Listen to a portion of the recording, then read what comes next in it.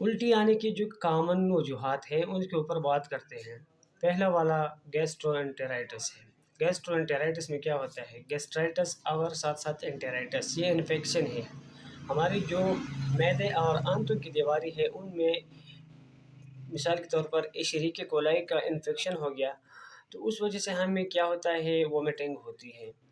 تو اس میں ڈائریا بھی ہوتا ہے اور وومیٹنگ بھی ہوتی ہے، مطلب دست اور الٹی دونوں ہوتی ہے۔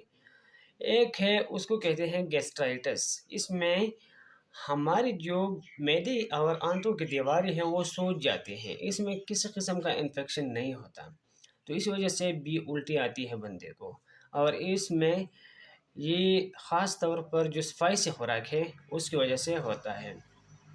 جب انفیکشن ہو اور بخار ہو تو اس میں بھی بندے کو الٹی آ رہی ہے۔ کبھی کبھی ایسا ہوتا ہے کہ فوڈ پوائزننگ